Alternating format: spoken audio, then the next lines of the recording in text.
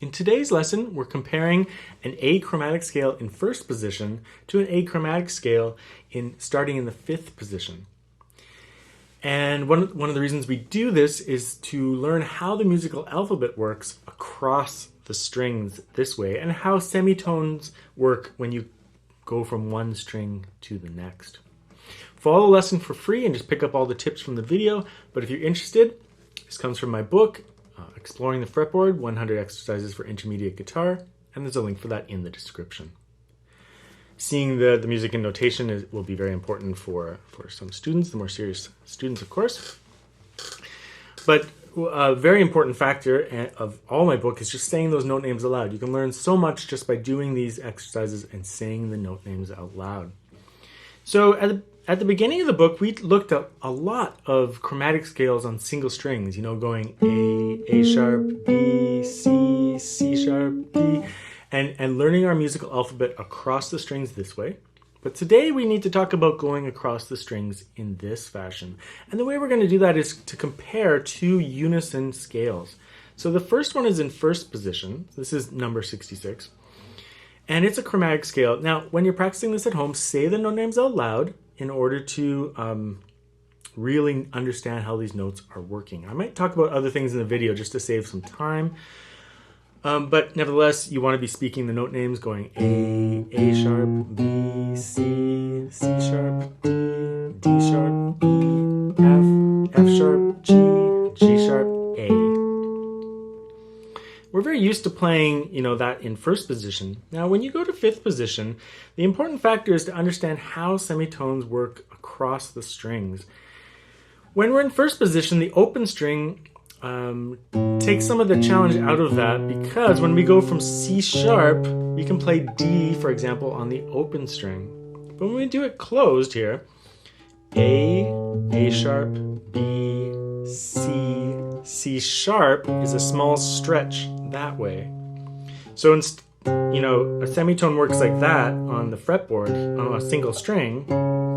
But going across the strings, I actually have to reach out to the fourth fret there. A sharp, B, C, C sharp, D, D sharp, E, F is a reach, F sharp, G, G sharp, A is a reach.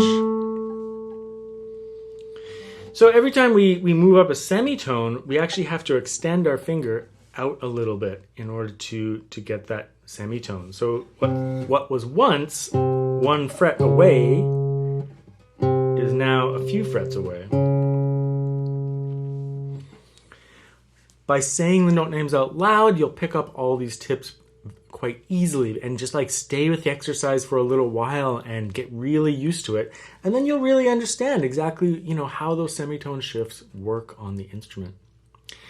Now, there is a difference between the semitone shifts on most strings and between the third and second string. When we play it in first position, it's pretty straightforward. So this is a number 67. It's the upper octave. Same comparison of a chromatic scale.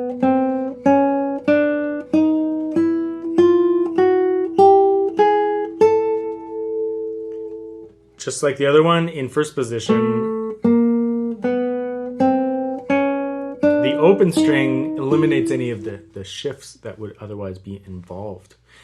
Now, when we play it in closed, A sharp, B, C, C sharp. So we actually don't have to do a stretch when it's between the third and second string because those strings are tuned differently than the rest.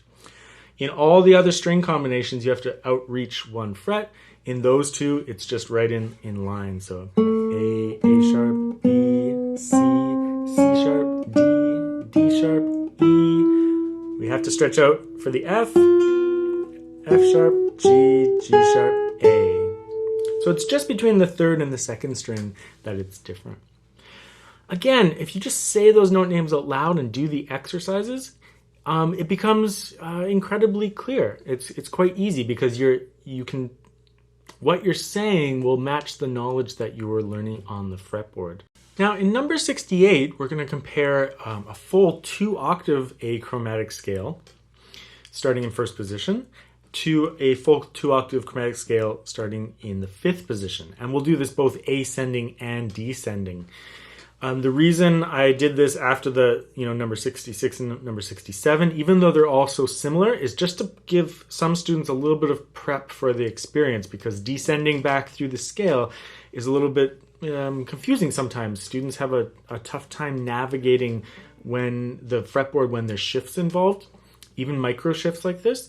So just make sure you really know number 66 and really know number 67 before you do number 68, because it can be a little disorienting for some students. Students with more experience, maybe not as much. Again, say the note names out loud. I won't do it fully in the video, because I want to talk about other things, but just make sure you're doing that, because that is the thing that will make the connection more clear. So the 1st position scale, we already kind of know the ascending aspect of it, right? The open strings are taking care of any possible shifts.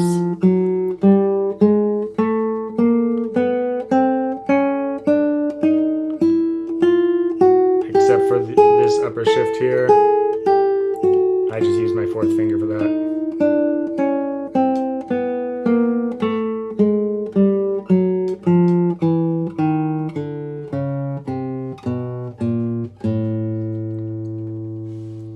So yeah, when you go up a semitone with the open strings, A sharp, B, C sharp, D, the open string takes care of that semitone shift for you. Now, when we do it in closed position here, as we know from the previous exercises, there'll be a little shift involved. C to C sharp, E to F, G sharp to A. It stays the same from C to C sharp between those 2 strings. E to F is a stretch. On the way down, F, we have to stretch out to E. E flat, D, D flat, C. No stretch on the 2nd and 3rd string. A to A flat is a stretch. F to E is a stretch. D flat to C is a stretch.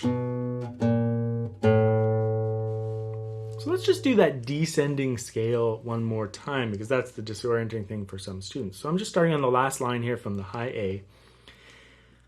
A flat, G, G flat, F, stretch to E, E flat, D, D flat, C, B flat, A, stretch to A flat, G, G flat, F, stretch to E, E flat, D, D flat, stretch to C, B flat, A. If you just learn the fingering, it's really easy just to play the scale. You just have to learn where the shifts occur. And I have position marks in my book. Not too difficult, right? But, saying those note names out loud and doing those shifts will teach you how the musical alphabet works across the strings vertically, which is just, it's really, really important for your orientation to how the guitar works. We spent a lot of time at the beginning of the book working on how the musical alphabet works across the strings in this way.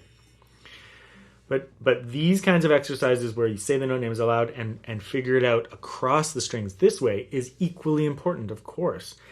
And although we play like this all the time across the strings, whenever we play a scale or something like that, I don't think students always think about but how does the musical alphabet actually work across the strings? And this is how it works. And just don't underestimate how that orientation to the way the musical alphabet works will affect your knowledge of the fretboard, because it's how the musical alphabet actually works on your instrument, and you really do need to know that.